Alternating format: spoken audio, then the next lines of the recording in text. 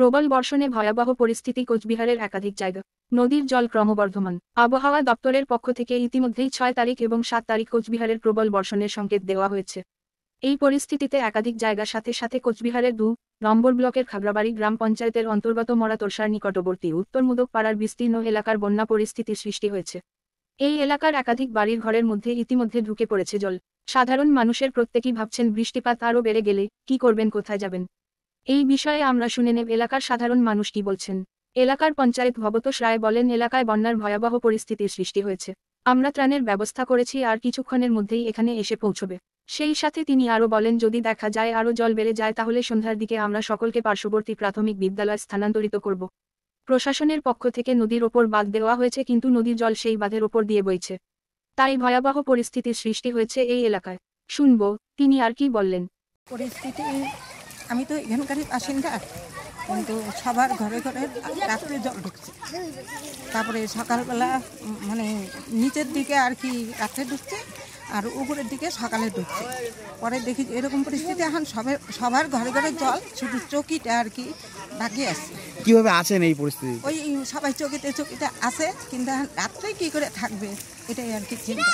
খাওয়া দাওয়া কি করেছে? খাওয়া দাওয়া এখন সবাই ওই চকিতে কিছু রান্না করে খাচ্ছে, এইভাবে বাচ্চা কাচ্চা সরাই দিচ্ছে।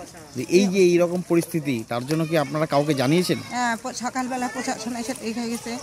তারপরে আমরা স্কুলে উঠার ব্যবস্থা করছি, স্কুলে থাকবে। প্রশাসন থেকে খাবার দাবারের কোনো ব্যবস্থা করেছে? এখনো কোনো ব্যবস্থা আসেনি। তারা কি আশ্বাস দিয়েছে কিছু? না, কিছু বলে নাই, দেখে গেছে। কিন্তু দেয় তো, প্রতিবার খাবার দেয়, কিন্তু এখনো কোনো খবর হয়নি। এইবার দিয়েছে? না, এখনো কিছু দেওয়া তো দরকার, প্রতি বছর দেয়। এখানে আপনাদের এখানে কতগুলো পরিবার আছে মোটামুটি? আছে তো প্রায় 100-র মতো, মানে বাড়িঘর হচ্ছে প্রায় 42টা বাড়িঘর, 42টা পরিবার আছে। এখনই বৃষ্টি, মানে এইরকম পরিস্থিতি আরো বৃষ্টি হলে কি মনে করছেন? এর থেকে ফ্ল্যাট হবে। আচ্ছা, তখন কি ভাবছেন যখন বৃষ্টি হবে তখন কি করবেন যদি আরো বৃষ্টি আসে? তখন তো সবাই চিন্তা করতেছে, কারণ আবহাওয়া দপ্তরের থেকে কিন্তু বলা আছে যে 6 তারিখ এবং 7 তারিখও বৃষ্টি হতে পারে। তাহলে এইভাবে যদি এরকম হয় তাহলে তো থাকবে কোথায়? শুধু একটা স্কুল। আপনার নাম? খাওয়া নাই, রাত্রি থেকে জল, আমাদের একটু সাহায্য দেওয়া লাগবে। তাও খাওয়া কি করবো, রান্না বাড়ি বন্ধ, চুলাল গেছে ভিজা, গ্যাস গেছে ডুইবা, এইটাই আমাদের সাহায্য করা লাগবে, তাছাড়া উপায় নাই। আপনার নাম? ঝুমুরি মদক। দিদি, কি অবস্থা রয়েছে এখানে? আমাদের জলের অবস্থা, আমরা কোনো রান্না বাড়ি নাই, আমরা এইদিকে এসে আমরা আছি। এদিকে আছে বলে ছাগল বলে এদিকে আছে। কিরকম পরিস্থিতি, জল কতখানি হয়েছে? কোমর জল আছে। তো এখন কিভাবে আছেন আপনারা? এখন কি হবে, এখন আমরা কোথায় থাকবো? এখানে বৃষ্টি হলে কি এরকম পরিস্থিতি হয় নাকি? না, নদী ভর্তি হয়ে গেছে না, তার জন্য এখানে জল হয়ে এসে আমরা থাকতে পারছি না। এই সমস্যা কি প্রতি বছরই হয় নাকি? হ্যাঁ। তো এই যে ব্যাপারে আপনার স্থানীয় যে প্রশাসন আছে তাদের কি বলেছিলেন?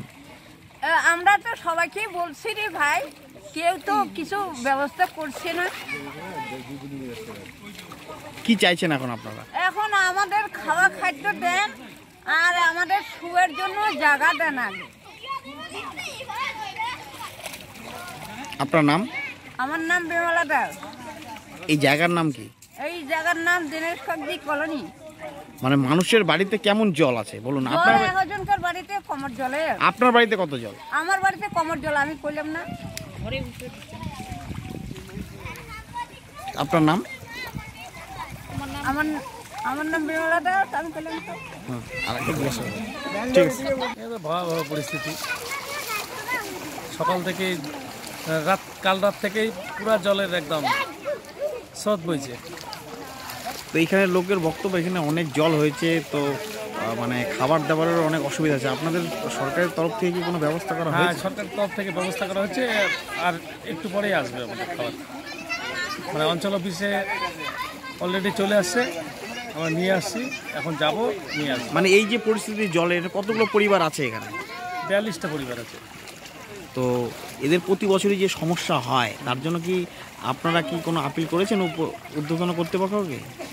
আমরা তো বারবার আপিল করি, বাদ দেওয়া হয়েছে, কিন্তু জলের পরিমাণটা বেশি আছে। মানে বাঁধের যে বাঁধটা দেওয়া আছে, বাঁধটা নিচু আছে, কিন্তু জলের স্তর হচ্ছে উঁচু, সেই জন্য জলটা ঢুকে যাচ্ছে বারবার। তাই এই মুহূর্তে আপনারা কি ব্যবস্থা করছেন? এই মুহূর্তে আমরা জল যদি আরও বাড়ে তাহলে পাশে স্কুল ঘরে নিয়ে যাওয়া হবে, সবাইকে ওখানে রাখার ব্যবস্থা হবে। অলরেডি স্কুল খুলে দেওয়া হয়েছে, ওখানে ক্যাম্প করা হয়েছে, এখনও 2-1 জন গেছেন। এবার পরের দিকটা যদি জল আরও বেশি হয় তাহলে সন্ধ্যার দিকে সবাই যাবে। আপনার নাম? আমার নাম ভবতোষ রায়। আপনি কি পদে রয়েছেন? আমি গ্রাম পঞ্চায়েত। এই জায়গার নাম? উত্তর খাগড়াবাড়ি।